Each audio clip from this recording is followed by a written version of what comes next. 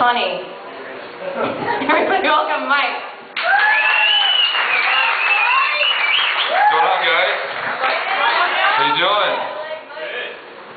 Well, I just want to come out and let you guys know I'm a little bit newer to comedy, but I've actually learned in comedy, I really like it.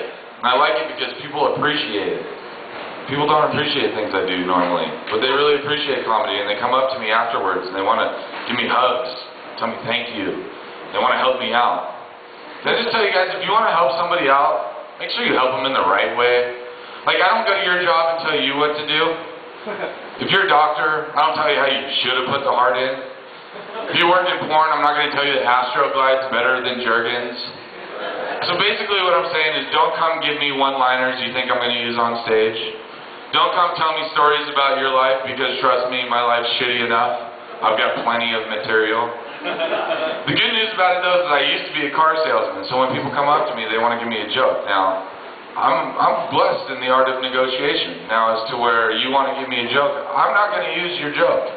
But I am a car salesman. I know negotiation. So here's what I can do for you today. All right? I'm going to make you the joke. So I have this guy come up to me yesterday. He says, hey, I've got some fodder for you to use on stage. I'm thinking to myself, what the hell is fodder? Sounds like an East Coast parent. Like, hey, this is my motto, this is my fodder over here. So I'm thinking of this guy, he tells me, I've got this hilarious story. I drove down the strip in Reno. Red flag number 1. This is not Las Vegas, there is no strip in Reno. Okay, it's hello, goodbye, there's 3 fucking casinos. It's not a strip, it's a blip. It's gone. Alright? Red flag number 1. Then this guy proceeds to tell me, I was driving down the street and this illegal immigrant was puking all over the sidewalk. Red flag number 2. Thinking, how do you know he's an illegal immigrant? Was immigration holding his hair while he's puking into the garbage can? Like, what tipped him off? And then he proceeds to tell me, I drove down the street and I got to the crosswalk and a herd of Asians walked in front of my car like it was opening day at Disneyland. I know what you're thinking. This is red flag number 3. Wrong. I've been to Disneyland. That's not racist, that's a fact.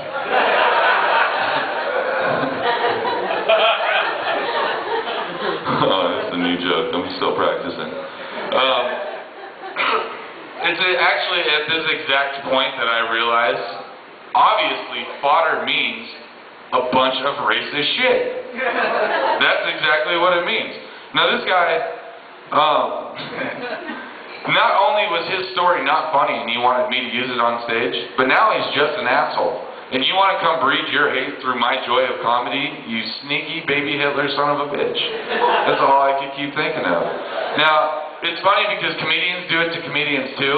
I actually saw this white comedian walk up to a black comedian with a Jewish girlfriend and say, hey, you know what, I've got a recommendation for you. If you want to use some jokes, you could really relate to your girl. Just, you know, you could tell the crowd that both your ancestors were slaves. And both your hair is nappy. Now, I don't think this guy was trying to be an asshole.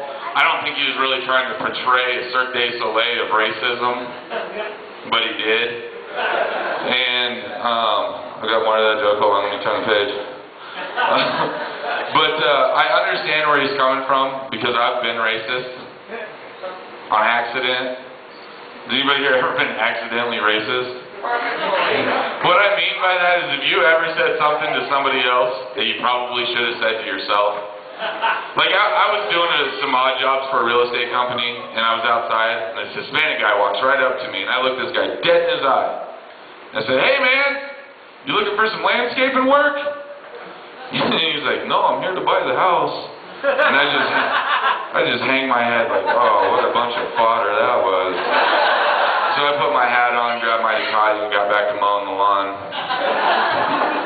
You guys like poems? I was thinking that joke was going to take a little longer, even with my flipping pages, so I've got more for you. I didn't see a light. Do we have any Michael Jackson fans in here? You guys are going to hate this. I wrote a poem for him the day he died. It would have been actually kind of awkward if I wrote it beforehand. Do you guys remember a song, Do You Remember the Time? That's actually what inspired this. Do you guys remember a time when grabbing your crotch and gyrating it at the crowd was cool? Yeah. Because I do. Do you guys remember a time when everybody tried to do your dance? Because I do. Do you remember a time when we thought Billie Jean was of legal age? And a woman? Because I do. Do you remember a time when sparkly gloves and bedazzled jackets weren't gay? No, I don't. And that's my time. Thank you guys.